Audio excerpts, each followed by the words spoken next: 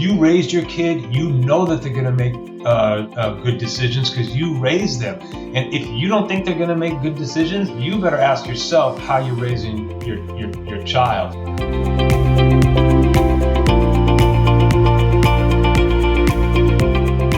Hi, I'm Dr. Jed Macosko at academicinfluence.com and Wake Forest University. And today I have a dear old friend with me, Alex Rogers, who organizes the largest conference dedicated to the business side of cannabis.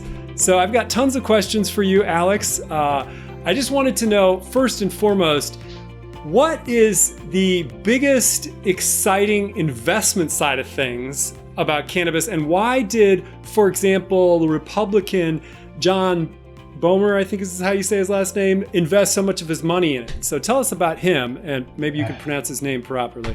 Well, I think it's Boehner, but who's counting? Boehner. Yeah, thanks for having me, Jed.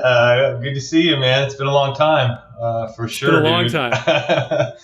Well, I mean, investment in cannabis, it's very similar to kind of the .com phenomena, if you will, or now it's kind of paired in with the Bitcoin and the tech phenomena that's happening right now. It is one of those new up and coming, real nascent industries that it's burgeoning right now, and it doesn't seem to be slowing down. And it's kind of an international wave that's happening. We're the biggest conference in Europe, just to qualify what you had said before, but business to business. But this international wave we're seeing is creating all types of investment lines and streams, and from everybody knows about the public stocks. That's what most of the people know about, like the big ones in Canada that came out, these public stocks that all of a sudden had multi-billion-dollar market caps, and there's been a whole story and with all those. But then there's the private equity side also. There's the angel investor side, and then there's just the mom and pop side of everything. So all these aspects, basically all the same aspects of when you're raising money for a company, whether back in the day in Silicon Valley, a lot of that, and that's analogous in a lot of ways to what's going on in the cannabis industry. So another question I have is, here we are in the United States changing the laws on smoking. You can't smoke in public places. We're trying to, keep kids from smoking, tightening up the laws against underage people buying tobacco products. Why would we want to legalize more ways to breathe smoke into your lungs and hurt yourself like that? I mean, is there a big difference in your mind between smoking tobacco and smoking pot? Well, I'm a political scientist, so it's a multi-pronged issue for me in that I don't think there should be any age limit for tobacco or anything like that. I don't think criminalizing something is a number one deterrent of what a society can do to mitigate or minimize something that you think might be harmful. Okay, so even if you think something is harmful, to raise the cigarette laws to 21 years, I think is idiotic for various different reasons and absolutely counterproductive to what someone who might have good intentions set out to actually achieve. So that being said, cannabis and tobacco can't be compared in terms of their health risk, if you will, or benefits, if you will. So personal choice is the first thing. People should just basically be able to do what they want. Education comes from the family. You have to raise your children to make the right decisions. If they are going to smoke pot, I think a funny thing is a lot of parents, at least on the West Coast where I live, would much rather have their kids smoking pot than cigarettes, right? And if you had to make a choice, for example, the science on it, Jed, there's an interesting study done by Donald Tashkin out of UCLA. I think it's 2004, and his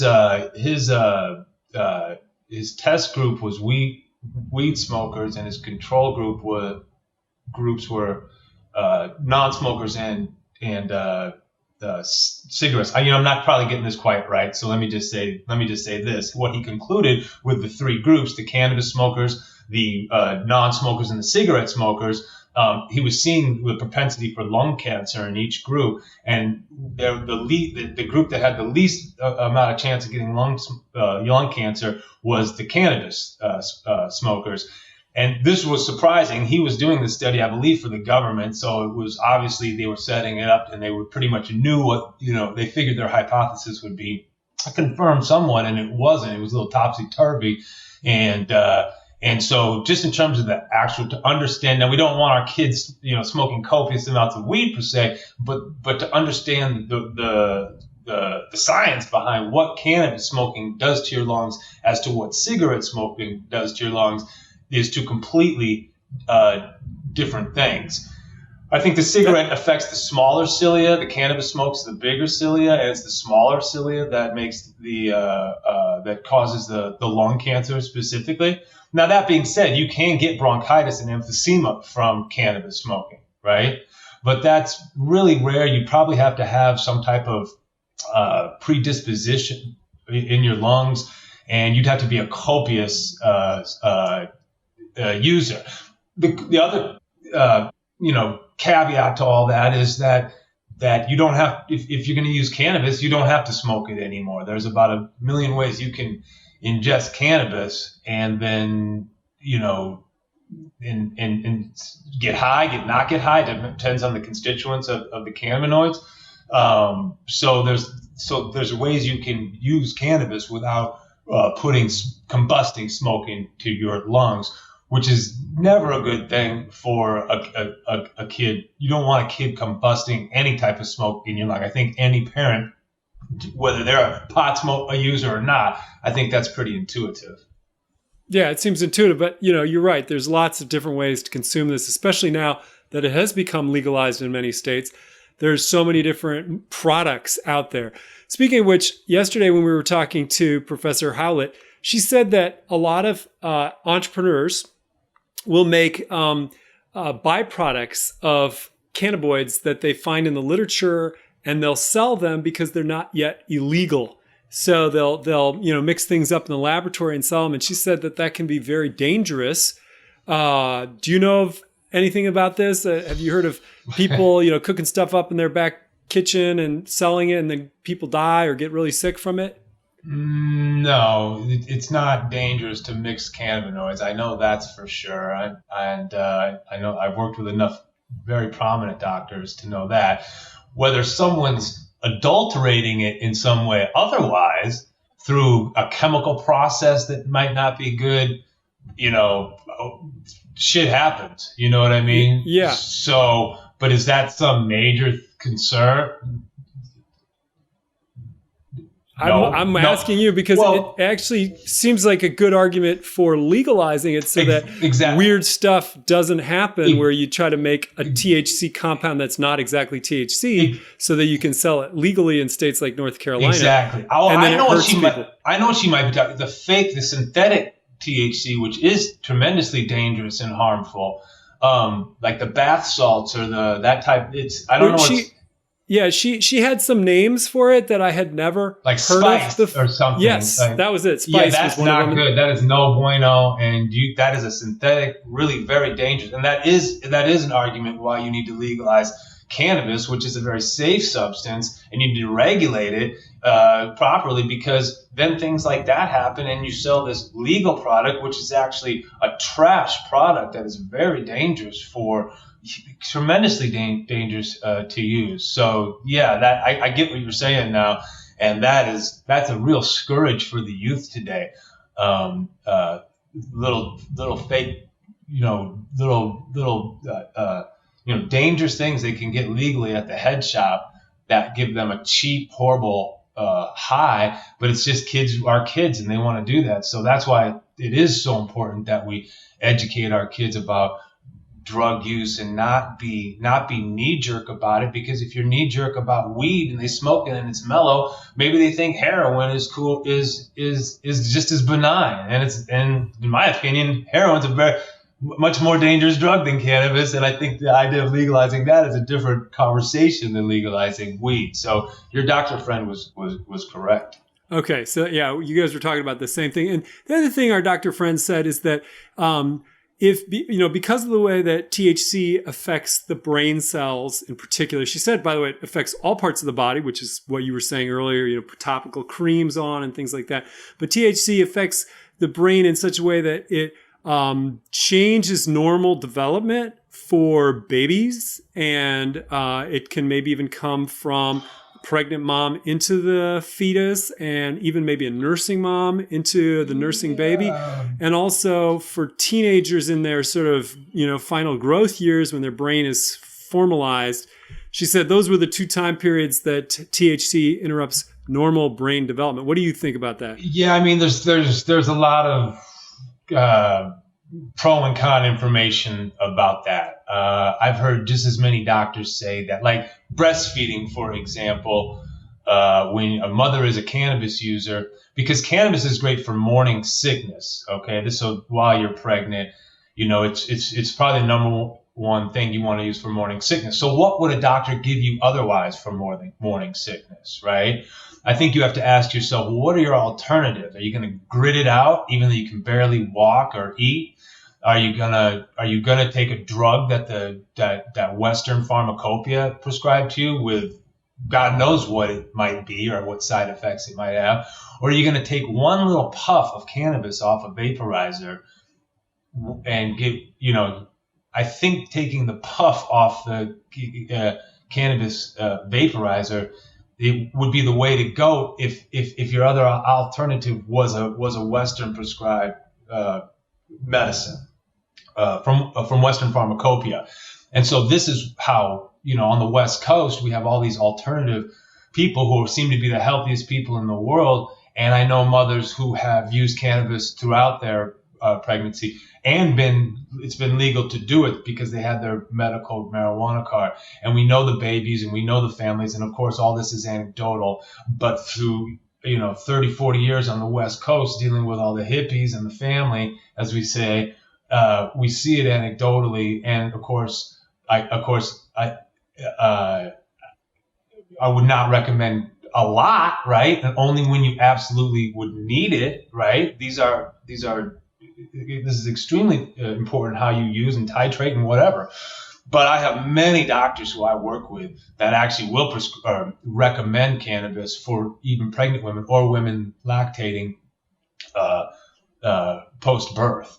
So you have as many studies as there might be that, it affects the baby's brain. And I think that's pretty much reefer madness. I wouldn't say, like I said, qualifying with you don't want to do it a lot, right? And the same thing with the teenage, I mean, I was a pot smoker in high school, right? And you were not, and we knew I was a stoner, but I was never thought of as a stupid kid. And in fact, I was pretty much a leader in whatever I tried to do, right?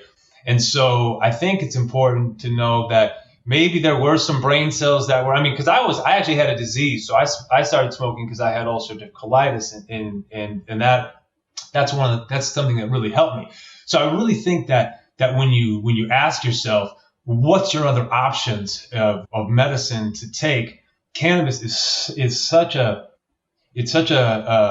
non-toxic substance. And if used correctly and smartly, and people are educated on how to use it, then you can use cannabis almost any time with any other drug. It's not contraindicating any other drugs. Some psychotropic drugs, we know you have to be aware of when your cannabis use if you're on other psychotropic drugs. But really, that's the only consensus I've heard for cannabis in terms of all the brain cells. Now, if you're 13 years old and you're smoking bong hits every day, and no, that's not cool. And you don't want to advocate kids to use cannabis. But at the same time, when I was sick, I was either on steroid, prednisone, or azolfidine at 15, or I could get off that and smoke pot.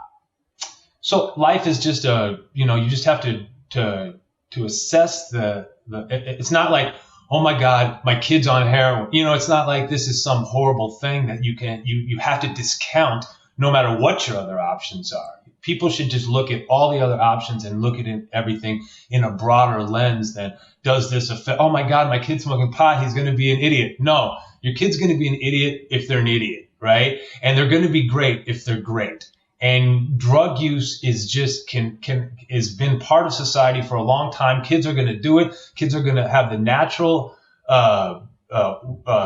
propensity to want to expand their brain and have a different out of body experience. It's just normal, humanistic mysticism.